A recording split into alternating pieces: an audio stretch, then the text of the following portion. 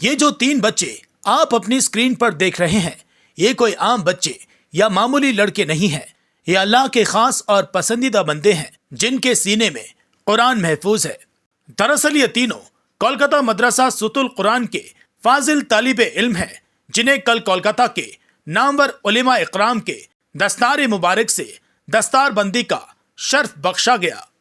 آپ کو بتا دیں کہ کل مدرسہ صوت القرآن کا سالانہ جلسہ ہوا، جس میں ان بچوں کو حافظ قرآن بننے پر دستار بندی یعنی دینی ڈگری عطا کی گئی۔ یہ مدرسہ پچھلے 2 دشکوں سے ادارہ اردو امن دوستی کے زیر انتظام چل رہا ہے، جو 10 نمبر مفید الاسلام لین میں واقع ہے۔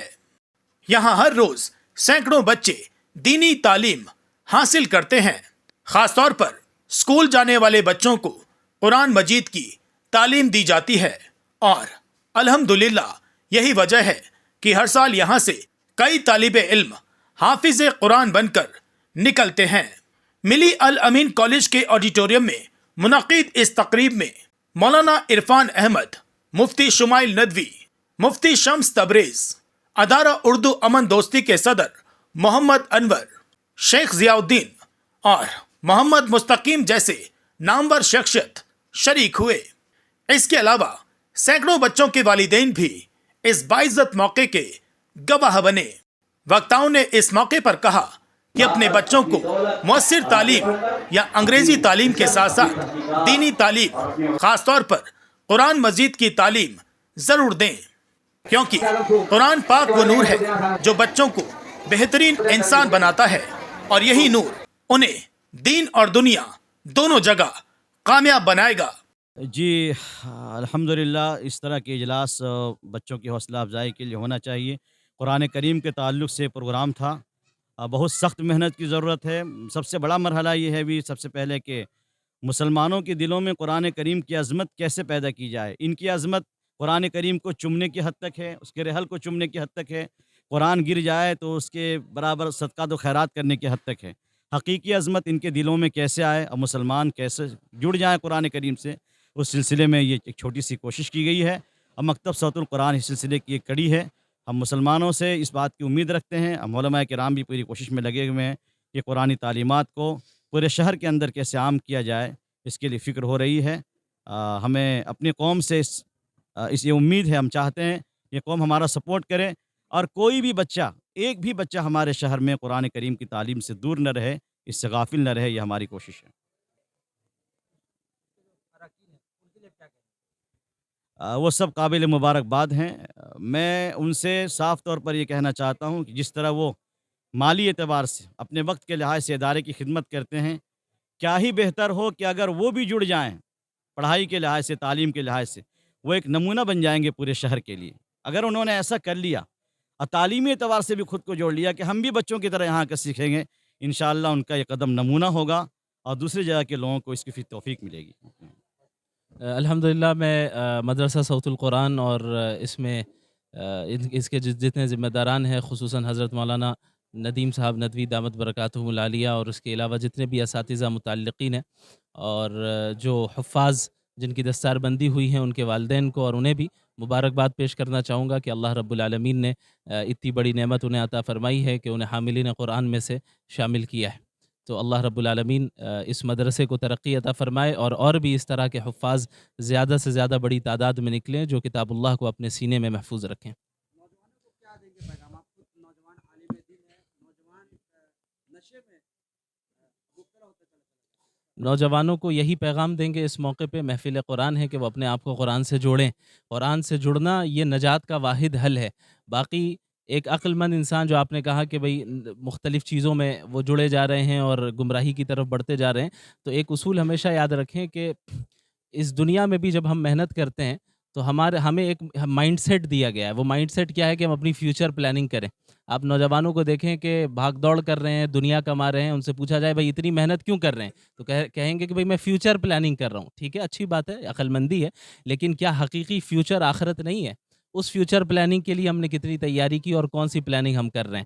کیا ٹیمپریری لذت کو حاصل کرنے کے لیے پرماننٹ لذت کو ترک کر دینا یہ عقل مندی ہے یا یہ کہ دائمی نعمت کو حاصل کرنے کے لیے عارضی نعمت کو ترک کر دینا یہ عقل مندی ہے؟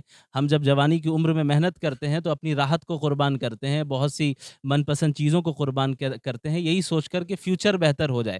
ٹھیک اسی طریقے سے ہمیں اس دنیا میں بہت سی چیزوں میں مجاہدہ کرنا ہوگا، قربانیاں دینی پڑے گی، بہت سی چیزیں ایسی ہوں گی جو ہماری مرضی کے خلاف ہوں، ہماری خواہشات کے خلاف ہوں، لیکن وہاں ہمیں اللہ کے حدود کا پاس و لحاظ رکھنا پڑے گا، اور اسی نیت کے ساتھ کہ اصل جگہ ہمارے لیے تو جنت ہے اور حقیقی نعمتیں ہمیں وہیں ملیں گی۔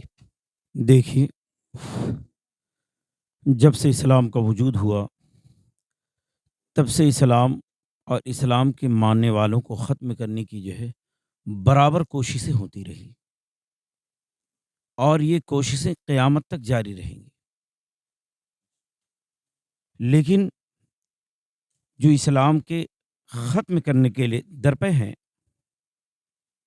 یا اس سلسلے میں اس کے خلاف جو سازشیں کر رہے ہیں، اسلام کے ماننے والوں کی یہ ذمہ داری ہے کہ اسلامی تعلیمات ان تک جو ہے پہنچا دے،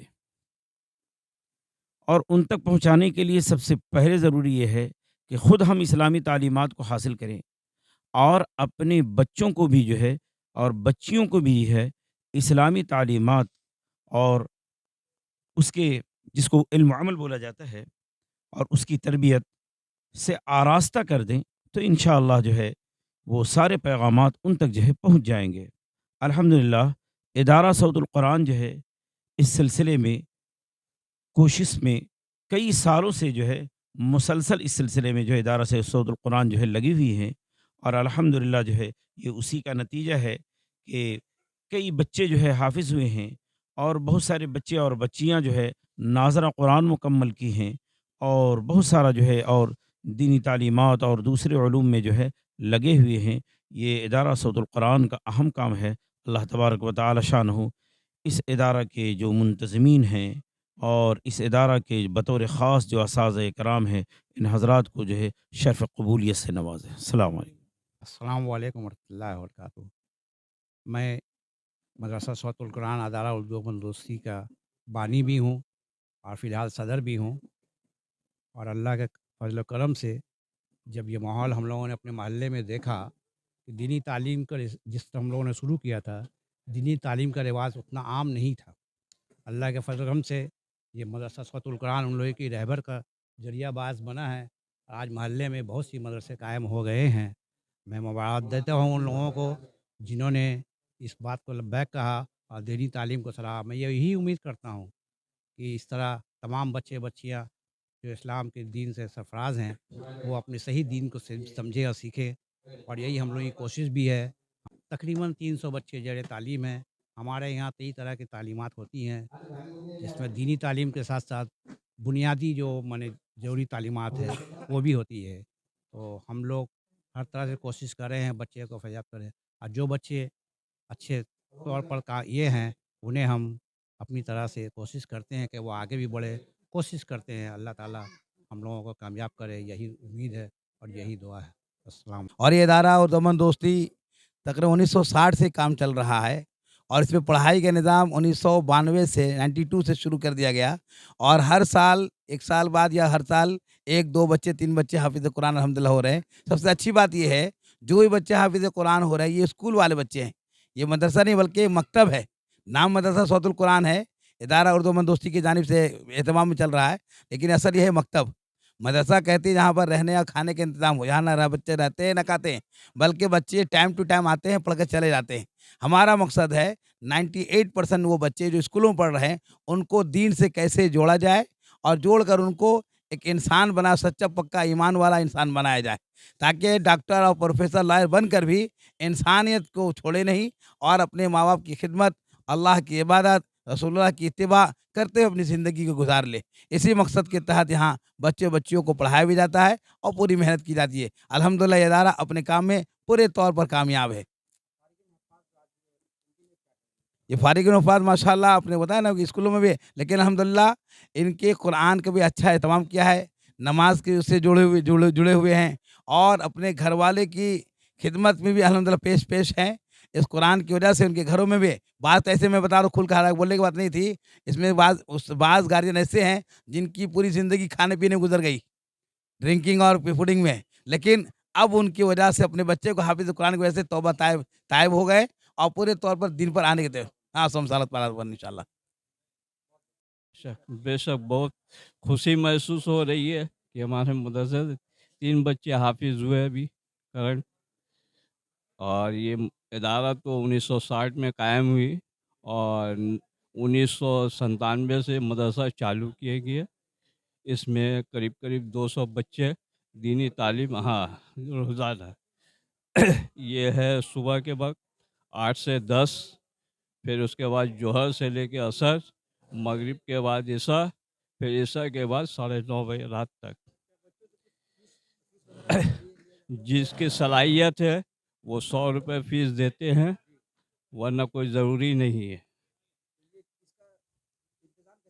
یہ زکوٰۃ فنڈ چرسہ وغیرہ سے چلتی ہے. مقامی لوگوں سے کہنا ہے زیادہ سے زیادہ فنڈ دیا جائے اس ادارے کو. ہاں, یہاں پہ جو ہے غریب بچیوں کو شادی میں رقم دی جاتی ہے.